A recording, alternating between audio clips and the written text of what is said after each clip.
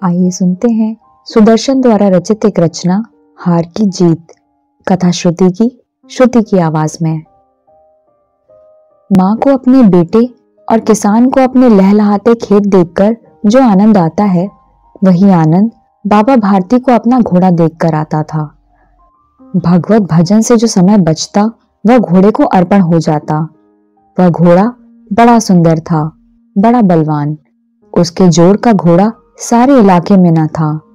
बाबा भारती उसे सुल्तान कहकर पुकारते, अपने हाथ से खरहरा करते, खुद दाना खिलाते और देख देख कर प्रसन्न होते थे।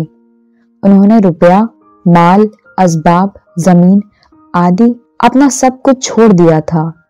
यहाँ तक कि उन्हें नगर के जीवन से भी घृणा थी। अब गांव से बाहर एक छोटे से मंदिर में रहते और भगवान का भजन करते थे। मैं सुल्तान के बिना नहीं रह सकूंगा, उन्हें ऐसी भ्रांति सी हो गई थी। वे उसकी चाल पर लट्टू थे। कहते, ऐसे चलता है जैसे मोर घटा को देखकर नाच रहा हो। जब तक संध्या समय सुल्तान पर चढ़कर 8-10 मील का चक्कर ना लगा लेते, उन्हें चैन ना आता। खड़क सिंह उस इलाके का प्रसिद्ध डाकू था। लोग उसका नाम सुनकर ही कांपते थे।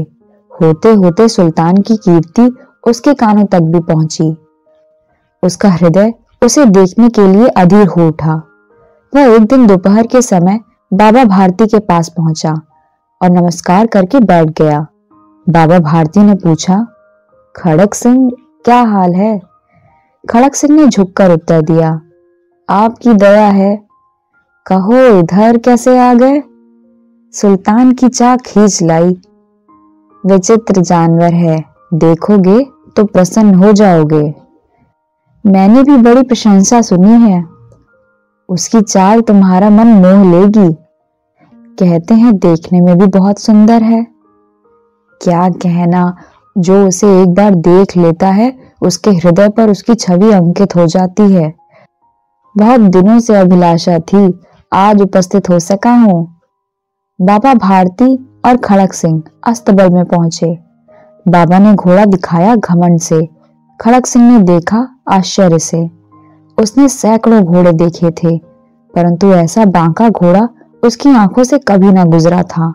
सोचने लगा, भाग्य की बात है, ऐसा घोड़ा खड़क सिंह के पास होना चाहिए था।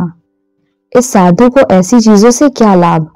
कुछ देर तक आश्चर्य से चुपचाप खड़ा रहा। इसके पश्चात उसके हृदय में हलचल होने लगी। बालकों किसी अधीरता से बोला, परंतु बाबा जी, इसकी चाल ना देखी तो क्या देखा? दूसरे के मुख से सुनने के लिए उनका हृदय अधीर हो गया। घोड़े को खोलकर बाहर गए। घोड़ा वायु वेग से उड़ने लगा। उसकी चाल को देखकर खड़क सिंह के हृदय पर सांप लौट गया। वह डाकू था और जो वस्तु उसे पसंद आ जाए उस पर वह अपना अधिकार समझता था।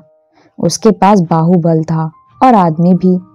जाते जाते उसने कहा, बाबा जी, मैं यह घोड़ा आपके पास ना रहने दूंगा।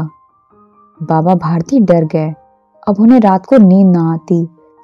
सारी रात अस्तबल की रखवाली में कटने लगी। प्रतिक्षण खड़क सिंह का भय लगा रहता, परंतु कई मास बीत गए और वह ना आया।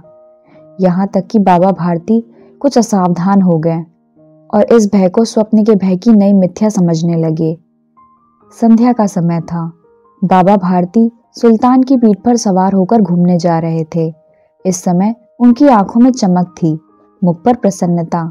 कभी घोड़े के शरीर को देखते, कभी उसके रंग को, और मन में फूले ना समाते। सहसा एक ओर से आवाज आई, ओ बाबा, इस कंगले की सुनते जाना। आवाज में करुणा थी। बाबा ने घोड़े को रोक लिया। देखा, एक अपाहिज वृक्ष की छाया में पड़ा कराह रहा है। बोले, क्यों, तुम्हें क्या कष्ट है? अपाहिज ने हाथ जोड़कर कहा, बाबा, मैं दुखियारा हूँ, मुझ पर दया करो। रामावाला यहाँ से 3 मील है, मुझे वहां जाना है। घोड़े पर चढ़ा लो, परमात्मा भला करेगा। वहां तुम्हारा कौन है? दुर्गा दत्त वैद्य का नाम तो आपने सुना होगा, मैं उनका सौतेला भाई हूँ। बाबा भारती ने घोड़े से उतरकर अपाहिज को घोड़े पर सवार किया और स्वयं उसकी लगाम पकड़कर धीरे धीरे चलने लगे। सहसा उन्हें एक झटका सा लगा और लगाम हाथ से छूट गई। उनके आश्चर्य का ठिकाना न रहा जब उन्होंने देखा कि अपाहिज घोड़े की पीठ पर तनकर बैठा है और घोड़े को दौड़ाए लिए चले जा रहा है। उनके मुख से भय, विस्मय और निराशा से मिली हुई चीख निकल गई।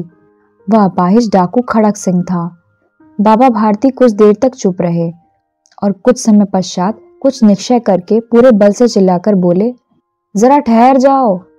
खड़क सिंह ने यह आवाज सुनकर घोड़ा रोक लिया और उसकी गर्दन पर प्यार से हाथ फेरते हुए कहा, बाबा जी, यह घोड़ा अब ना दूंगा, परंतु एक बात सुनते जाओ।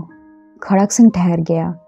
बाबा भारती ने निकट जाकर उसकी ओर ऐसी आंखों से देखा जैसे बकरा कसाई की ओर देखता है और कहा, यह घोड़ा तुम्हारा हो चुका है। मैं तुमसे इसे वापस करने के लिए ना कहूंगा, परंतु खड़क सिंह, केवल एक प्रार्थना करता हूं, उसे अस्वीकार न करना, नहीं तो मेरा दिल टूट जाएगा। बाबा जी, आज्ञा कीजिए, मैं आपका दास हूं, केवल घोड़ा ना दूंगा। अब घोड़े का नाम ना लो, मैं तुमसे इस विषय में कुछ ना कहूंगा। मेरी प्रार्थना केवल यह है कि इस घटना को किसी के सामने प्रकट ना करना। खड़क सिंह का मुंह आश्चर्य से खुला रह गया। उसका विचार था कि उसे घोड़े को लेकर यहाँ से भागना पड़ेगा, परंतु बाबा भारती ने स्वयं उसे कहा कि इस घटना को किसी के सामने प्रकट न करना। इससे क्या प्रयोजन सिद्ध हो सकता है? खड़क सिंह ने बहुत सोचा, बहुत सिर मारा, परंतु कुछ समझ ना सका। हार कर उसने अपनी आंखें बाबा भारती के मुख पर गड़ा दी और पूछा, बाबा जी, इसमें आपको क्या डर है? सुनकर बाबा भारती ने उत्तर दिया, लोगों को यदि इस घटना का पता चला तो वे दीन दुखियों पर विश्वास ना करेंगे। यह कहते कहते उन्होंने सुल्तान की ओर से इस तरह मुंह मोड़ लिया जैसे उनका उससे कभी कोई संबंध ही ना रहा हो। बाबा भारती चले गए, परंतु उनके शब्द खड़क सिंह के कानों में उसी प्रकार गूंज रहे थे। सोचता था, कैसे ऊंचे विचार हैं, कैसा पवित्र भाव है। उन्हें इस घोड़े से प्रेम था। इसे देखकर उनका मुख फूल की नाई खिल जाता था। कहते थे, इसके बिना मैं रह ना सकूंगा। इसकी रखवाली में वे कई रात नहीं सोए, भजन भक्ति ना कर रखवाली करते, परंतु आज उनके मुख पर दुख की रेखा तक दिखाई नहीं पड़ती थी। उन्हें केवल यह ख्याल था कि कहीं लोग दीन दुखियों पर विश्वास करना ना छोड़ दें। ऐसा मनुष्य मनुष्य नहीं, देवता है। रात्रि के अंधकार में खड़क सिंह बाबा भारती के मंदिर पहुंचा। चारों ओर सन्नाटा था। आकाश में तारे टिमटिमा रहे थे। थोड़ी दूर गांव के कुत्ते भौंक रहे थे। मंदिर के अंदर कोई शब्द सुनाई न देता था। खड़क सिंह सुल्तान की बाग पकड़े हुए था। वह धीरे धीरे अस्तबल के फाटक पर पहुंचा।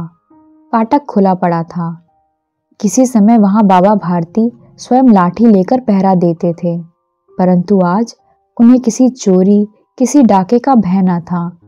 खड़क सिंह ने आगे बढ़कर सुल्तान को उसके स्थान पर बांध दिया था और बाहर निकलकर सावधानी से फाटक बंद कर दिया। इस समय उसकी आंखों में नेकी के आंसू थे। रात्रि का तीसरा पहर बीत चुका था। चौथा पहर आरंभ होते ही बाबा भारती ने अपनी कुटिया से बाहर निकल ठंडे जल से स्नान किया। उसके पश्चात इस प्रकार जैसे कोई स्वप्न में चल रहा हो, उनके पांव अस्तबल की ओर बढ़े, परंतु फाटक पर पहुंचकर उनको अपनी भूल प्रतीत हुई। साथ ही घोर निराशा ने पांव को मन मन भर का भारी बना दिया। वे वहीं रुक गए। घोड़े ने अपने स्वामी के पांव की चाप को पहचान लिया और जोर से हिनहिनाया। अब बाबा भारती आश्चर्य और प्रसन्नता से दौड़ते हुए अंदर घुसे और अपने प्यारे घोड़े से गले लिपटकर इस प्रकार रोने लगे मानो कोई पिता बहुत दिन से बिछड़े हुए पुत्र से मिल रहा हो। बार बार उसकी पीठ पर हाथ फेरते, बार बार उसके मुंह पर थपकियां देते। वे संतोष से बोले, अब कोई दिन दुखियों से मुंह ना मोड़ेगा। आशा है आपको आज की कहानी पसंद आई होगी। फिर मिलते हैं एक और कहानी के साथ। धन्यवाद।